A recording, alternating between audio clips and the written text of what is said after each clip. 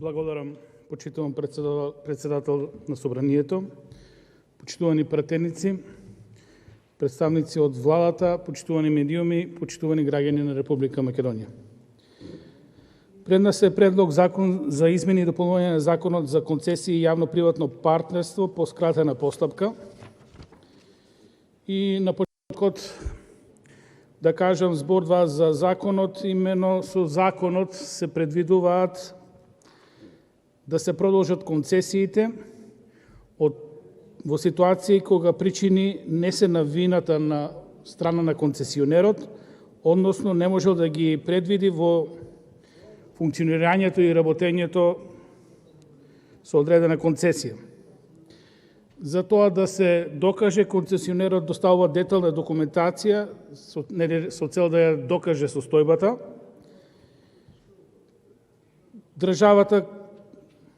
концедентот може да ја продолжи концесијата за 2 години, не повеќе. И даден е еден од условите,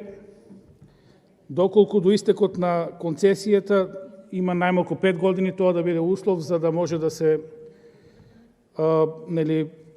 аплицира за оваа помош. Сега, одма на почетокот тука, уште кога добивме законот, барем кај мене се створи една дилема,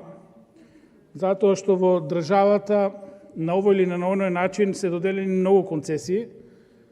и сите тие концесии се повикуваат крај другото и на овој закон, и тука се нормално концесиите за рудниците, за минералните суровини, земјоделско земјиште, за ловство, концесии за песок, за аеродроми, радиодифузни концесии и така натаму, значи имаме многу концесии во државата. И првичната реакција беше малку, како да кажам, во насока дека законското решение, така како што е предложено, ствара конфузија и можни се злоупотреби на законот, односно прилично законот е нетранспарентен, посебно знаејќи дека во законот се наведува дека министерот ќе ги пропише потесните критериуми на што се однесува овој закон. Ние во отсуство на тие подзаконски акти и критериуми немаме увид на што ќе се однесува ова законско решение. Уште повеќе што сите овие членови можат да се поврзат со членот за концесии, нели, член 41, во кои случаи се издаваат концесии, и во тој член се стрикно препишува како може да се променат тие концесии, и тука е направено заштита пред се на тендерската постапка, односно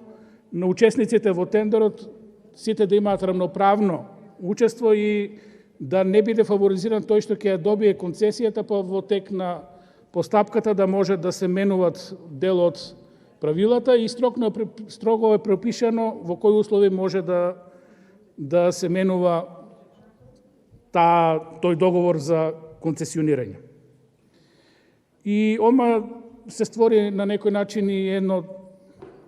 недоразбирање. Добро беше што председавачот со Комисијата за економија во консултација со членовите на таа комисија, кои сме членови на таа комисија, донесе одлука да се прекине седницата и да добиеме дополнително појаснување од Министерството за економија за колку концесии станува збор, какви се тие концесии, зашто ќе се применува законот и така натаму, затоа што текстот од законот на некој начин ствараше конфузија, дилеми, многу отворени прашања, ајде да не речам и можности за злоупотреба и криминални дејања. На второто продолжение имавме чест да присуствува и министрот за економија Крешник, и во краткото образложение, но прилично директно, министерот посочи дека во суштина ќе биде уфатен само еден концесионер со овој закон и дека тоа е концесионерот ТАФ, ги има под концесии аеродромите во државата, и дека причината зашто се носи овој закон е огромните загуби кои ги претрпува концесионерот со аеродромите поради ковид кризата,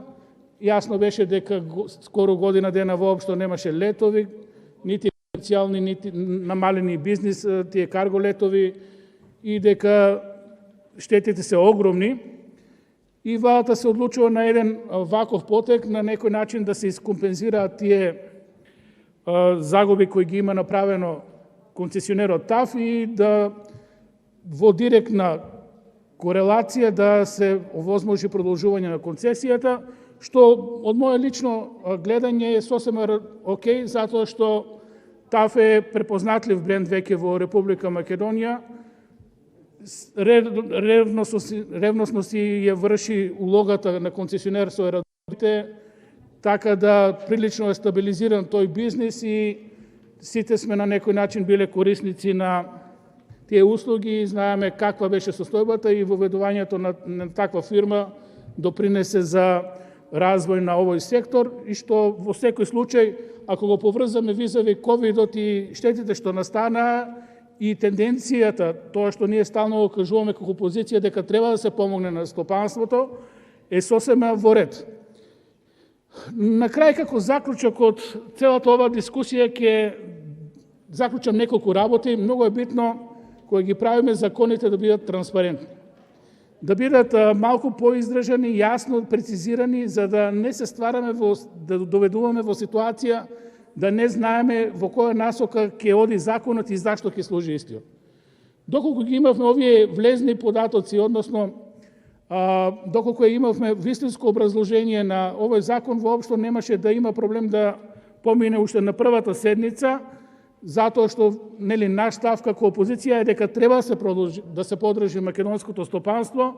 и дека тоа е клучот, еден од условите за да излеземе од кризата, македонското стопанство да биде ликвидно и да може да допринесе со својата ликвидност за полнење на буџетот преку концесии, даноци, такси и така натаму и така натаму. Спротивно на тоа, кога законите се недоречени, недокажени, недобро образложени, не знаеме во која насока може да се толкуваат или злоупотребат, кај нас се ствара еден, како да кажам,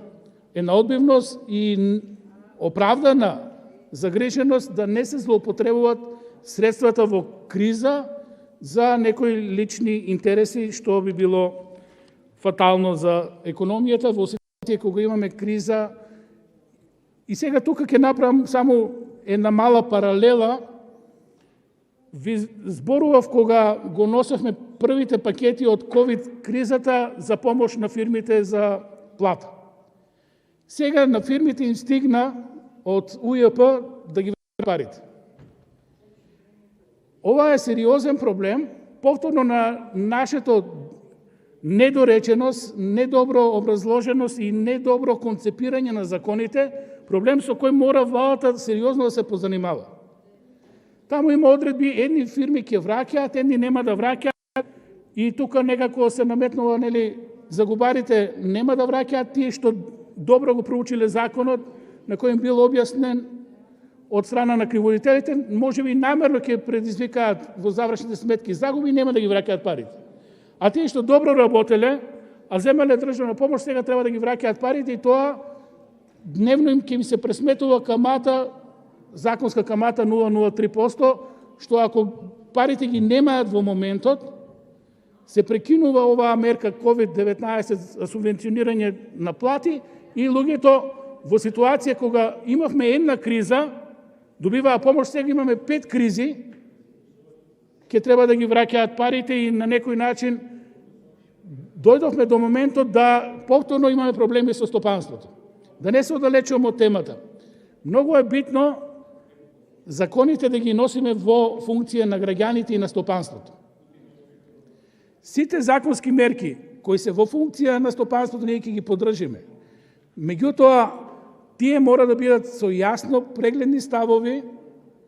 и да бидат во интерес на бизнисот, стопанството, угостителите.